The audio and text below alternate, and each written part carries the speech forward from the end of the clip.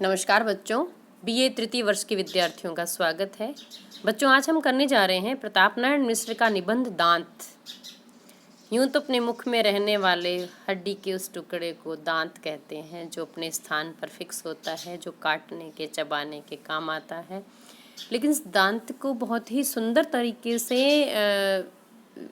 विवेचित करते हुए लेखक ने इस निबंध में बहुत सारे मुहावरे, बहुत सारे इसके बारे में प्रचलित जो लोकोक्तियाँ हैं उनका प्रयोग करते हुए, संस्कृत के बहुत सारे वाक्यों का प्रयोग करते हुए, इसके महत्व को प्रतिपादित करते हुए, इसका जो मूल अर्थ है उस अर्थ को भी उन्होंने हमारे गुलाम भारत की जनता पर बिल्कुल प्रतिपादित किया है। बच्चों, प्रताप नारायण मिश्र जो हैं वो भारतेंदु युग के जो निबंधकार हैं उनमें बहुत महत्वपूर्ण स्थान रखते हैं और आपने साहित्यिक और साधारण विषयों पर भी बहुत रोचक निबंधों की रचना की है। और ये इनकी जैसे ये दांत निबंध के साथ इनका एक निबंध है बात, बहुत ही रोचक और मौलिक है।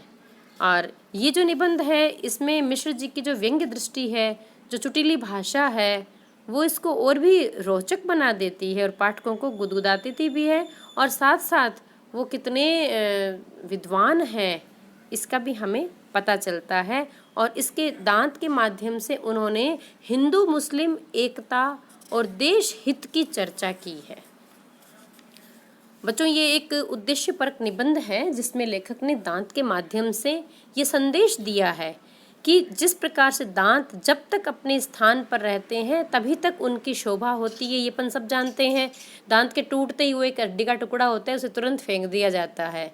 उन्होंने उदाहरण दिया है कि केश, दांत और नाखून, ये जब तक अपने स्थान पर रहते हैं तब तक इनकी शोभा होती है। आप देखिए, बाल जो टूट जाते हैं गुच्छा बना के कचरे में डाल देते हैं, दांत फेंक दिए जाते हैं, नाखून जो ही काटते हैं, काटने के बाद ऐसे स्थान पर डालते हैं कि कोई चिड़िया भी ना खा ले। तो ऐसे में ये तीनों ही चीज़ बेकार हो जाती है। लेखक ये कहते हैं कि दांत के माध्यम से संदेश देते हैं कि व्यक्ति की भी शोभा तभी तक है जब तक वो समाज में अपना एक निश्चित स्थान रखता है, तब तक उसका महत्व और प्रतिष्ठा है। नहीं तो फिर दांत की तरह उसे हड्डी मानकर त्याग दिया जाता है। उसी तरह मनुष्य अपनी जाति, समाज, देश, स्थान पर जब तक वो टिका रहता है तभी तक उसका महत्व और प्रतिष्ठा रहती है। किंतु जब वह अपनी जाति, समाज और देश से च्युत हो जाता है तो उसका महत्व और प्रतिष्ठा भी चली जाती है। जिस प्रकार से स्थान भ्रष्ट हो जाने पर दांत, नाखून और केशों का महत्व समाप्त हो जाता है, वैसे ही स्थान भ्रष्ट हो जाने पर व्यक्ति की गरिमा चली जाती है। जैसे एक पुलिस वाला यदि पुलिस की गरिमा को नहीं बनाए रखता है, एक राजनेता की गरिमा को नहीं बनाए रखता है, एक शिक्षक जब तक अपनी भूमिका को नहीं बनाए रखता है तो फिर वो अपनी उस भूमिका से गिर जाता है। गिर जाने के बाद उसका वैसा आदर नहीं हो सकता। लेखक ने पराधीन भारत के देशवासियों को संदेश दिया है, क्योंकि ये लेख जो है ना, ये बच्चों भारतेंदु युग का है, जब हम आज़ाद नहीं हुए थे। तो उस समय का देश काल वातावरण हम इस निबंध के अंदर देख सकते हैं। लेखक ने पराधीन भारत के देशवासियों को ये संदेश दिया कि अपने देश भारत में हिंदू और मुसलमानों के साथ दोनों मिलकर परस्पर तन मन धन से देश की सेवा करें और लक्ष्य को प्राप्त करें।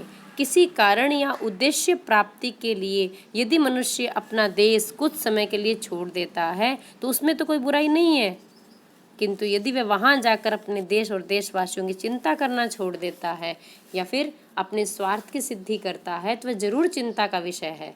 जैसे गाल और होंठ होते हैं वो दांतों का पर्दा होते हैं और दांतों की पर्दादारी करते हैं, उसी प्रकार से यदि मनुष्य में स्वजातित्व का पर्दादारी ना रहे, मतलब स्वजाति का, अपनी जाति का, तो उसका जीवन निश्चित ही निर्लज्ज और व्यर्थ हो जाता है। जो व्यक्ति अपने धर्म पर नहीं चलता, जो समाज के नियमों पर नहीं चलता, तो निश्चित रूप से वो क्या होगा, वो समाज कंटक हो जाएगा। जो लोग अपने स्वार्थ को पूरा करना अपना हक मानते हैं और स्वार्थ पूर्ति में ही लगे रहते हैं, यही नहीं, वे समय समय पर देश और स्वजातीय बंधुओं का अहित करने को भी तत्पर बने रहते हैं। परमात्मा ऐसे लोगों को या तो सुमति दे या फिर उनका सत्यानाश करे। लेखक साफ मानता है, क्योंकि उनके होने से भला देश व देशवासियों का क्या लाभ होने वाला है। साफ कहते हैं वो कि परमात्मा करे कि हिंदू और मुसलमान अपने देश और देशवासियों के हितों के लिए परस्पर सहयोग करें और अपने लक्ष्य को प्राप्त करें। आज हमारे देश के दिन बुरे हैं क्योंकि हम पराधीन हैं, ये उस समय की घटना है बच्चों। किंतु हमें ध्यान रखना चाहिए कि परिस्थितियाँ कभी एक समान नहीं होती। आज हमारे दिन भले ही बुरे हों, किंतु एक दिन अच्छे दिन भी आएंगे, परिस्थितियाँ बदलेंगी। लेखक का मानना है कि देश की भलाई के लिए किसी के आगे हम दांतों में तिनका दबाने तक में लज्जित महसूस ना करें। साथ में ये भी ध्यान रखें कि हम दुनियादारी की बातों पर विश्वास ना करें, क्योंकि लोगों का काम तो दूसरों की निंदा करना ही होता है, क्योंकि हाथी के दांत खाने के और दिखाने के और होते हैं। इसमें आपने दांतों के महत्व को बताने के लिए बहुत सारे मुहावरे और लोकोक्तियों का प्रयोग किया है, जैसे दांत खियाने खुर घिसे पीठ बोझ नहीं लेई, ऐसे बूढ़े बैल को कौन बांध भूस देई।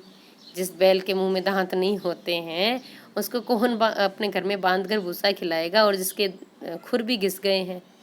दूसरा, मुख में मानिक सम दशन बाहर निकसत हाड़। बच्चों, ये छोटा प्रश्न भी आ सकता है आपके। मुख में, जब तक दांत मुख में रहते हैं तब तक वो माणक की तरह चमकते हैं, माणिक कहलाते हैं। मुख में तो वो माणक के समान होते हैं, दशन माने दांत, और बाहर निकसत हाड़, और जो टूट जाते हैं, गिर जाते हैं, तब वो केवल हड्डी कहलाते हैं और उसको त्याज्य समझा जाता है।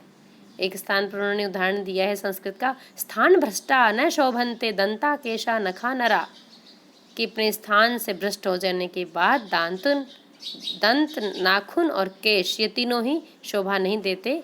और एक उन्होंने मुहावरा दिया, दांत काटी रोटी का बर्ताव।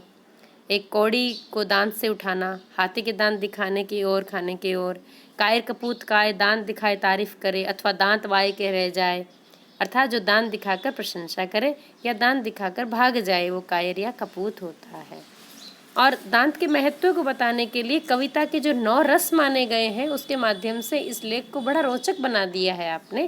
आपने 9 रसों में बताया है कि दांत का कितना महत्व है। श्रृंगार रस में तो उन्होंने बताया है कि सुंदरियों के जो दांत हैं, तो सभी कवियों ने उनके गालों के साथ दंतावली का भी बहुत सुंदर प्रयोग किया है, उसका वर्णन किया है, हंसते मुस्कुराते हुए उनके दांत कैसे दिखते हैं। हास्य रस में तो हंसते हंसते जब तक दांत नहीं निकल जाते तब तक उस रस का महत्व ही नहीं है।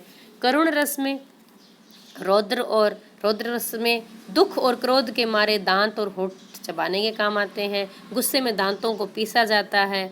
और ऐसे ही वीर रस में भी शत्रु के सामने जो है दांत भींचे जाते हैं। भयानक रस में भी जो सिंह के दांत देखिए जो दूसरों के लिए भय उत्पन्न करते हैं। विभत्स रस में दीनता और करुणा उत्पन्न करने के लिए दांतों का स्वतः सिद्ध महत्व है। अद्भुत रस में भी आश्चर्य की बात देख सुनकर दांत बाय मुंह फैलाकर हक्का बक्का रह जाते हैं। और शांत रस के उत्पादन में शंकराचार्य जी ने दांतों की महत्ता को स्वीकार किया है।